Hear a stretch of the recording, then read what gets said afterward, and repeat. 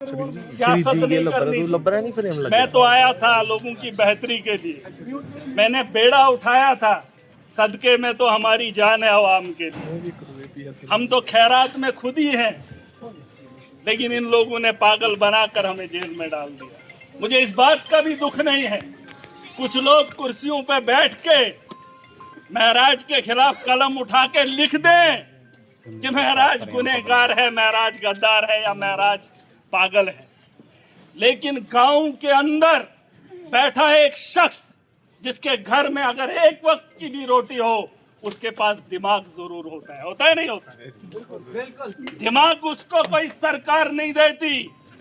गांव के अंदर बैठा वो शख्स जानता है, अगर वो समझ रहा है कि महराज सही था, तो आज उन लोगों को, उन कुर्सियों पे बैठे हुए उन लोगों को जवाब मिल गया है कि महराज सही था या हम लोग सही थे। बात समझ रहे? मेरे लिए वो आदमी बड़ा नहीं जो बड़ी कुर्सी पे बैठ के कलम चलाए, मेरे लिए वो आदमी बड़ा जो घर में बैठकर भी ये समझ जाए कि कौन इंसान किसके हित के लिए बात कर रहा है। और ऐवानों के अंदर बड़ी बड़ी बातें होती है, वहां आम आदमी की बात नहीं होती है। टेबल बजाए जाते हैं, पार्टियां अपना नाम चढ़ाती हैं। मैं पार्टी के लिए काम करने या किसी के लिए काम करने के लिए नहीं आया था। मैं भी तालीम याफ्ता हूँ, 20 साल में भी स्कूल गया। 20 साल बहुत होते हैं, मेरे भी परिवार के ख्वाब थे मैं भी कोई ऑफिसर या कोई भी मुलाजिम बन जाऊं, लेकिन मैंने वो चीजें छोड़ दी। 2008 से पॉलिटिक्स में था, अकेला था। एक उम्मीद की किरण थी, अरविंद केजरीवाल जब 2012-13 में आया, लेकिन 2008 से अकेला मैं इन लोगों के खिलाफ लड़ता रहा। इन लोगों के खिलाफ नहीं, क्योंकि ये मजलूम को टोकते थे, मजलूम को रोकते थे, उसका निवाला छीनते थे। और मैंने कोशिश की, इन्होंने मुझे यहाँ पर पहुंचा दिया।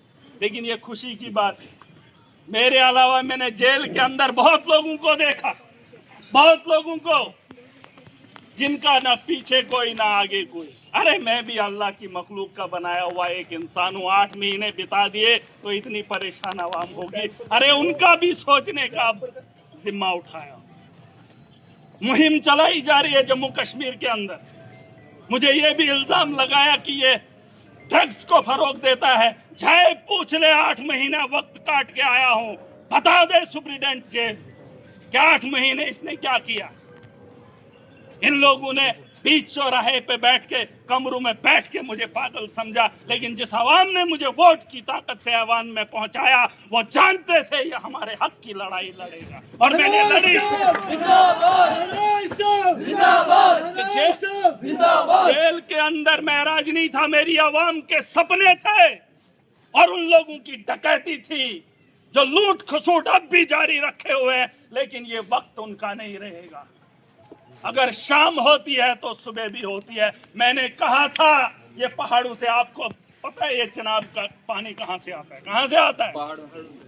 अरे उन्हीं पहाड़ों से आता है जिन पहाड़ों में हमारा बसेरा है। कोई ये ना कहे कि गांव से आया है तो संभाल नहीं पाएगा। देश का प्रधानमंत्री चाय बेचकर हिंदुस्तान का प्रधानमंत्री बनता है। तो सवाल मुझ पे, महराज तेरे 4 निशान, बेशुमार बेशुमार, महराज तेरे 4 निशान, बेशुमार बेशुमार। सवाल मुझ पे मत उठाओ। मेरी सोच में अगर गलती है तो मुझे रोको। आप लोगों के हाथ में मेरा इख्तियार है। अगर आप वोट की ताकत से मुझे रोक लेते तो शायद एमएलए नहीं होता, लेकिन आप लोगों ने मुझे उस काबिल समझा।